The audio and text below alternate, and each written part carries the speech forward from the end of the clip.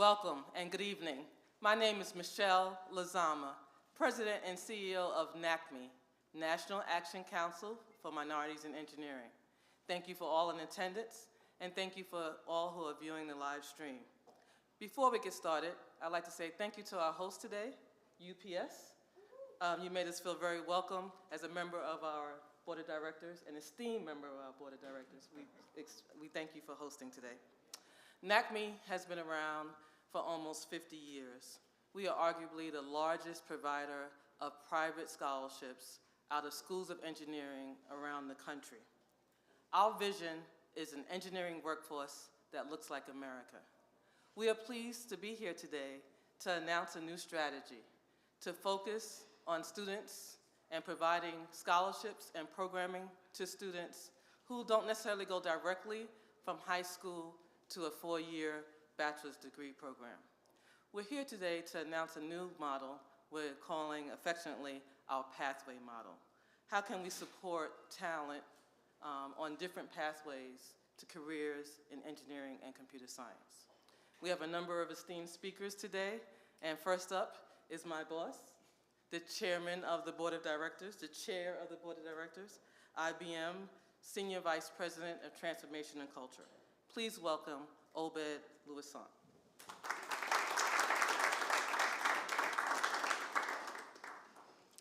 It's such a pleasure to be with all of you today, and thank you, Michelle, for the warm introduction, and from esteemed colleagues here, and again, another thank you to UPS for hosting us.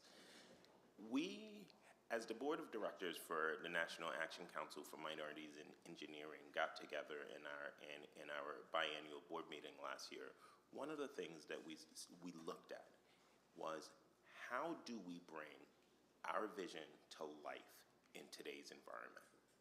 And when you are set to create an engineering workforce to look like America, and from where it stands today versus where we want to be, we said we had to make a number of bold moves. And we were pleased that with one of our board companies, Deloitte Consulting, worked with us on a strategic plan to say, how do we get there? How do we accelerate our vision, our pathway to our vision? And then I would say the outcome, I will boil down in two words: expanding pathways. Let me talk a little bit more about what it is that we did, what we found, and then I'll share, my colleagues here will share a little bit more. We'll double click on these expanding pathways. Firstly, we looked at the external trends, what was going on in the marketplace. When we look at the world of DE&I post George Floyd murder, we start to realize that there was a much more intensity and focus in this particular space. And then we said, this is our opportunity to double down and scale and drive to that engineering workforce that looks like America. As more and more of our world is being written in code, it's important that those engineers are inclusive and represent the world that we live in.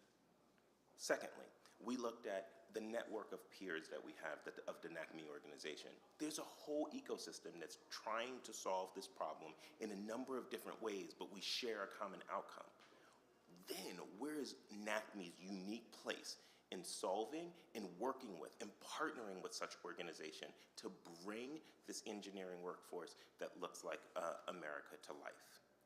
Well, we declared a number of research topics to help us to underscore or get to the crux of the issue a little bit more finely. First, we said, looked at the student journey and then said, where are the persistent challenges in those student journeys so that we could then more crisply identify the solutions that made sense. We looked at peer organizations, that ecosystem of the individuals in the K-12 space.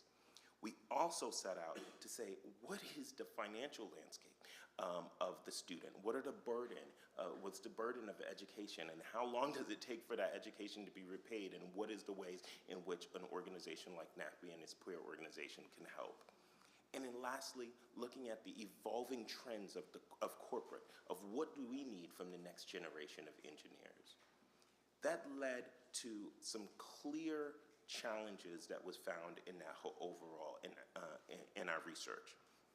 One, we found that individuals who are 18 and younger, who are particularly from underrepresented backgrounds, had less exposure to STEM careers. So it was less visible sponsors and mentors and individuals where they could look up and say, that is the pathway that is for me. So exposure was a challenge. Secondly, we found that it was less 18 to 24-year-olds were less likely who are URMs to enroll in university or college programs that were STEM related, which is why when you look at the US population, we see that 2/3 of the population doesn't have a degree, but when you look at the Black, Hispanic, and Native American populations, respectively, that's 77%, 78%, and 80% do not have a four-year degree, and that is amplified in the engineering workforce. And then lastly, when we looked at the total workforce, 14% of the engineering workforce are engineers that are underrepresented minorities, versus the general population of Hispanic, Black, and Native American being 32%. So it then made it very clear what our objective was. And that's where it goes back to expanding those pathways. And then what are some of the things that we need to do in order to expand the pathways? Is open the aperture of looking at individuals who, beyond those individuals with 4 years degrees, as a pool of talent that will help us to close the engineering gap. Essentially, we also needed to engage with students at a much earlier stage in life. So it wasn't sufficient for all of us as organizations to look at the graduate and the undergraduate population of pools, because we know that that is already out of sync with the general population. So from that standpoint, we need to build programs and learn from each other's programs in the K-12 space. And then lastly is figuring out how to build these, while all of our organizations are deeply committed to these things, we may be addressing it in different ways, but building best practices, good practices, and shared practices of how to build skill and then how to recognize the talent and accelerate the talent. So this is why I'm excited, our teams are excited around our focus of expanding pathways. And in go double click a little bit more of what we mean by expanding pathways. I'm going to introduce Michelle back, who is then going to introduce our next panelist. Michelle.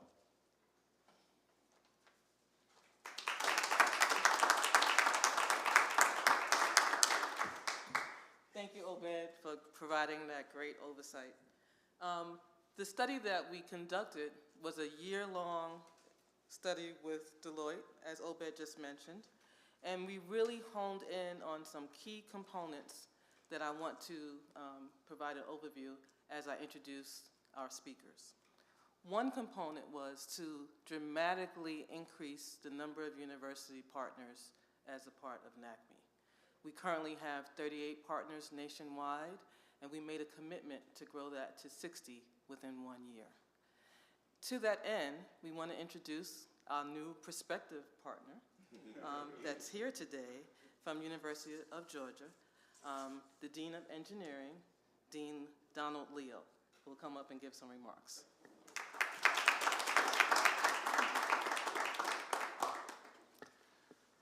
Well, thank you, Michelle, and good afternoon, everyone. We're really pleased to be here, and I also want to add our thanks to our hosts today for this wonderful event. As Michelle mentioned, I'm the Dean of the College of Engineering at the University of Georgia, and I'm pleased to be here today for a variety of reasons. One is that we are a relatively new college here in the state of Georgia. Our university is quite old, founded in 1785, and engineering has been at the University of Georgia for many years. But our College of Engineering was only formed 12 years ago. Okay. There we go. We'll keep that red light on. Do I need to start over? I was at 1785. Our College of Engineering our university was founded in 1785, but our college was only founded 10 years ago. I'm excited to be joining NACME in the future as a partner because of the opportunity of being able to grow the representation of students within our College of Engineering. And the timing for us to be a partner in NACME is perfect. Just about a year ago, our president encouraged all of the academic units at the University of Georgia to develop a diversity and inclusive excellence plan. And so over the past year, we have been taking a long look at our college and our policies and our priorities and developing a plan that really has come to focus on 3 areas of improvement which align perfectly with membership within NACME. One is, how can we increase the representation of underrepresented minorities in the engineering discipline in our college? As you know, nationally, representation of underrepresented minorities has been stagnant for a number of years, and it's our opportunity to use programs in partnership with NACME to overcome those challenges. And so we are developing outreach programs and programs where we're making sure, to Michelle's comments earlier, that we're broadening the opportunities for students in the state of Georgia to come to a great institution like the University of Georgia and study engineering. We're looking at, when those students come to our campus, how do we create a culture of inclusivity and give them the support and the mentoring that they need to be successful, not only when they come into our college, but also throughout their whole career. How do we make sure that they have the same student success that any other student has in our engineering program? How do we make sure that they understand the opportunities for advanced degrees? And so we're developing a cohort-based model where we're developing the types of professional skills and programs that increase the mentoring for our underrepresented minorities and maximize the chance that they're going to be able to progress through our program and graduate. And then finally, we believe strongly in building an engineering community of learning, discovery, and innovation in our college.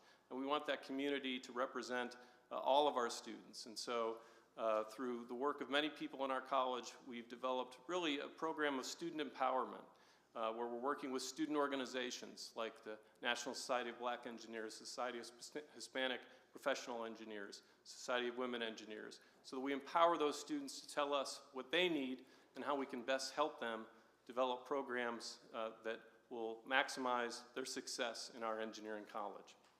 And then finally, as Michelle mentioned, we are in discussions to become one of the new members, and we're very excited to have that possibility occur in the very near future. And when we discussed this with Michelle recently, I was struck by how the goals of NACME align perfectly with the goals of our College of Engineering. The development of programs where we share in the student support will help those students who have financial challenges overcome those challenges and have success in our program. So that's a critical aspect of what we want to accomplish in partnership with NACME. And I think more importantly, what was just mentioned in terms of the research programs, I'm struck of the fact that NACME wants to do evidence-based programs like bridge programs and the pathway programs that we're talking about today, and use those programs and evolve those programs based on the evidence. So we're excited not only to be able to provide financial support for our students, but also to be able to provide the data and the information they need to continually improve. And as an engineering college, that's what we'd like to do, is continually improve our programs, and I know that perfectly aligns with the goals of NACME. So we're excited to be a potential partner, hopefully in the very near future. We are excited to be a partner in this endeavor and excited to make sure that we do our part to make sure engineering looks more like our country and the state of Georgia. So thank you. Thank you.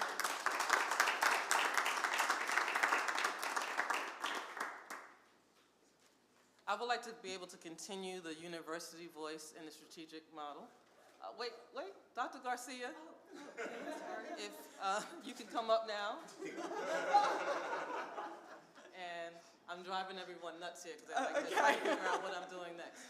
Dr. Sonia Garcia was our university rep at Texas A&M, and now she has moved to University of Georgia. And if you can give further information about the pathway models that we're announcing today, that would be wonderful. Thank you. Thank you very much. It's really a pleasure to be here. Thank you. As Michelle said, my name is Sonia Garcia. I'm the inaugural Assistant Dean for Undergraduate Diversity, Equity, and Inclusion at the University of Georgia.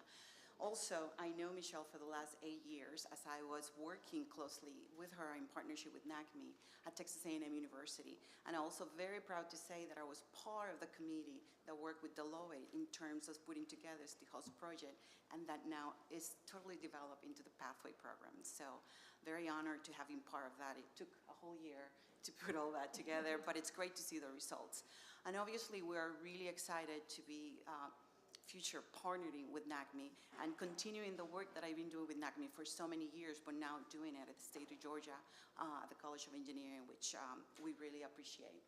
So in terms of the Pathway program, I was one of those partner institutions that was really working in the trenches, that was really seeing the need of the students in terms of resources and what was going on, in the background. So we already were working with a really, large enough number of students in the undergrad level, but we were seeing that being cut off at the pre-college level. So that's why all this committee took, a year to really go ahead and put together all this idea about how can we then create a longer pathway and create a better, if you will, systematic pathway into higher education.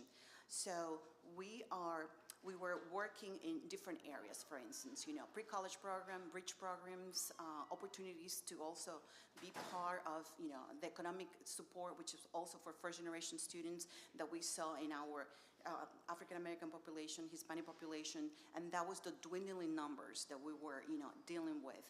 So having this program will hopefully, get the goals, meet the goals that we're looking at. In terms of a pathway program, especially now working at UGA, we do have a pathway program which would be interconnected right away, which is the Regions Engineering Pathway Program, or RPP, which is an opportunity that students that go to any of the USGS university can take classes in engineering and then, transfer to our institutions. So that is something that we already have established, and that would be a leeway for us to work as we become hopefully a partner with NACME. Thank you very much. I appreciate it. So pathway programs, as you heard from our university speakers, I'm going to bring a third one up now, it already exists, right? This announcement today is to be able to expand the ecosystem to include leading corporations in the technology space, and how we can make sure that there are public-private partnerships to support students on their pathway to engineering or computer science. So you just heard from our prospective new partner. Until they sign the bottom line, we have to say prospective. But we also want you to hear from a tried and true partner. We've been around for 45 plus years, and arguably Georgia Tech has led the way in multiple efforts in this space. So our next speaker is Dr. Felicia Benton-Johnson. She is the director of their SEED Center, Center for Engineering Excellence and Diversity. So please give a warm welcome to Dr. Felicia. Thank you, Michelle. It is an honor to be here, and I'm so excited that NACME is forging this new path. Georgia Tech has been in the business of pathway programs since 1969, and we started that with the Atlanta University Center, consisting of Spelman College, Morehouse College, and Clark Atlanta University. And in that partnership, we were looking to, increase the diversity that goes into engineering, into that workforce. And I must say that since that partnership, we have actually just exponentially impacted the field of engineering. But moving on, not just with dual degree, but we started our Regents Engineering Transfer Program. That was back about 20 years ago, and that was for initially at Georgia Tech. We partnered with University of System of Georgia schools, so students could end up coming to Georgia Tech to earn an engineering degree. We call it having the best of both worlds. They start out maybe at a smaller community college or a private institution, and then they transfer into Georgia Tech. And I can tell you that impact is huge. The one partnership we started with, it was community college. That was our largest number of students who would transfer into Georgia Tech to receive an engineering degree. The critical elements in making this successful is what I call ARCs. First, the agreement. We have a memorandum of understanding that we did with our partnering institutions, so we can make sure that it's seamless when it comes down to the curriculum, and the transfer credits will transfer seamlessly. Second was the recruitment piece, right? How do we go about recruiting? We're building relationships, not just through the curriculum, but also by partnering with student organizations, being partners with national grants when it comes to National Science Foundation, to give those students not just professional development, but the funding that it takes to secure these students and help them reach their full potential. The next in ARCS is our retention piece. So you got to get them there, but you got to keep them there, right? So it's not just the funding, professional development, mentorship, and through partnering with organizations such as NACME and the great companies that are partnering with them, this allows us to get them into this pathway early and give them the retention they need. So inevitably, once they graduate, you want them to go into the workforce and be hired. And lastly, you know, when it comes to ARC, the curriculum piece, and making sure curriculum is aligned. And I think the big piece here that I'm really excited about NACME taking this step, we're looking at the number of partnerships and students that transfer into four-year institutions.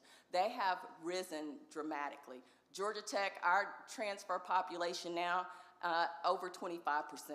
Within the College of Engineering, 1/3 of our student body students are transfer students. So as you can see, where you all have invested is truly going to impact our nation on a national landscape, because that's where we go into diversifying our workforce, not just in engineering, but technology. So I'm very excited about this, and I'm speaking on behalf of Georgia Tech, we're all about progress and service, and I think this is what we're doing here today at NACME. Thank you.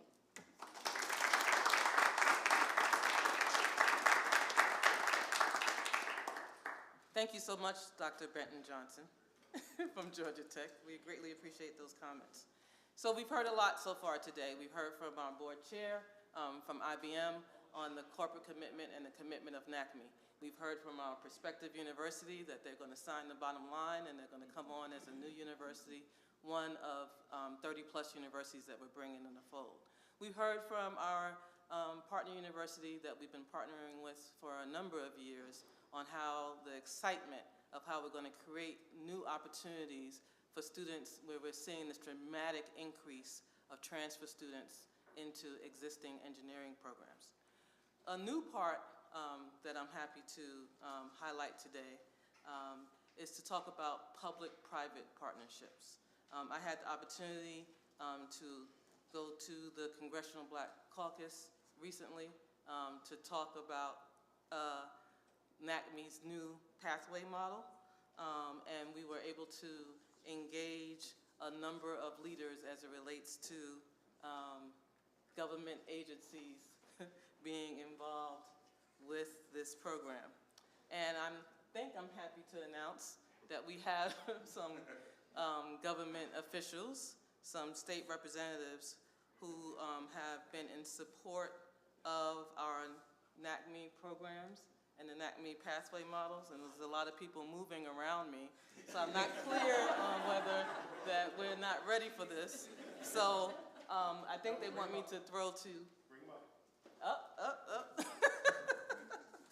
Okay, so thank you everyone for us highlighting our existing relationships with both universities and corporations.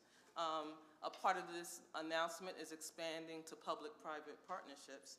And I believe that we have a group from the National Black Caucus of State Legislators who are joining us today, led by their president, Billy Mitchell, who is the Georgia representative, to give us a little bit more about their interest in free community college.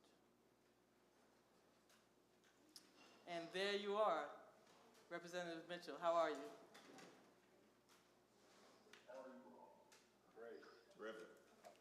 Thank you. Good to see you and good to be here. I must say that UPS is doing some great work. I had the good fortune of meeting your president at a program in Atlanta not too long ago at the Civil Rights Museum. And I was just stunned of the initiatives that were being put forth for the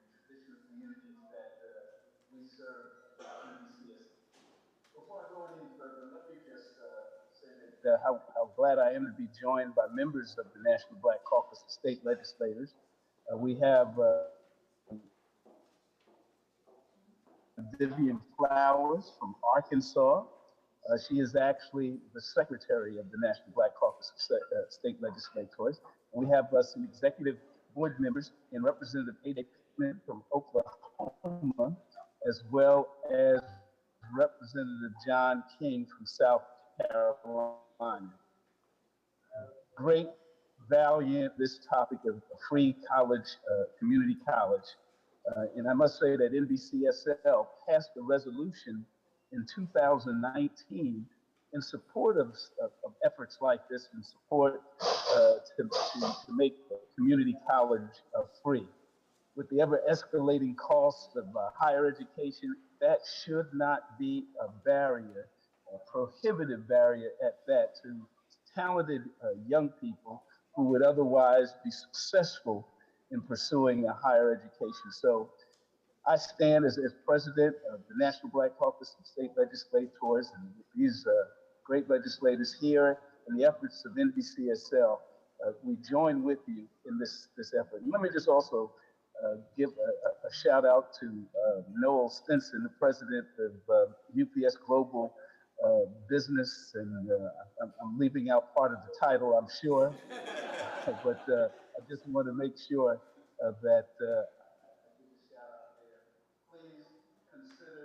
National Black Caucus of State Legislators as a partner in these efforts as we go into to make education much more affordable and attainable by talented students.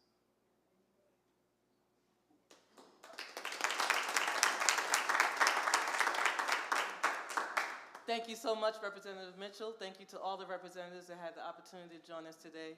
We're excited to work with you in the immediate future. So this was a great announcement today. We have a recommitment of our corporations. We're talking to our universities on as it relates to how we can ensure that students have a pathway into their great institutions. And I just want to highlight some of the strategic bullets of the pathway model so that we're very clear. Our goal is to spark early interest in younger students. We want to create non-traditional pathways from students from high school into a four-year degree program. We're going to significantly increase the scholarship amount of the NACME scholarship as well as the number of recipients. We're going to expand our CASE Academy trainings. CASE is an acronym for Career Accelerator in Science and Engineering. And we're going to partner with new organizations such as state representatives to talk about how we can have true private-public partnerships so that the barrier, the financial barrier, which is often the first bullet in why students do not complete their degree, that we can be creative and not only to look to our corporate audiences for support, but how can the government get involved in NACME's mission? And I'm pleased that you're here today to start that new initiative. So I thank everyone for being here today. And before we close out, I would like to hear from our sponsor, our host, our great host, Joel Stinson. If you can come up and greet us, and we give you a warm, warm welcome for hosting this press conference today. Well, thank you so much to Michelle. It's an honor for UPS to have the opportunity to host this event. You know, I think it's really funny that my partners over at UGA believe that they are prospective members, because I was once a prospective host of this event. This is what perspective means to Michelle. Right, you have been fully volunteered. But I tell you, we're really looking forward to continuing not just to host this event, but you know, UPS and NACME have been partners for many, many years. While this is my first year serving on the board for NACME, it is certainly exciting to be able to have this impact on our students around the world and really to now support the Pathway program. Because when we look at what it takes for a student to make it through college, I was fortunate enough to start here at UPS as an intern myself 28 years ago. So I know the value of internship opportunities for students. But even when we search for talent all across the world, we find that it is so much more impactful when you've touched the student at the high school level, when you've interacted with students at the middle school level. UPS partners with certain schools within our Atlanta public school system, where we've learned that as you interact with students at the elementary, middle, and high school levels, you have a much better opportunity to continue to pull them through the process. And applying that to STEM education, partnering with NACME, will only allow us to have that same impact all over the world. So we're really looking forward to continuing to support NACME. We're looking forward to continuing to hire engineers into UPS. And we're looking forward to continuing to support this pathway program so that all of our engineering programs, all of our engineering workforce looks more and more like the world that we live in. So like I said, I'm so happy to host NACME and so happy to welcome UGA. Even though I am a graduate of Georgia Institute of Technology, I still do welcome UGA into the fold. Thank you so much, and looking forward to the rest of the day.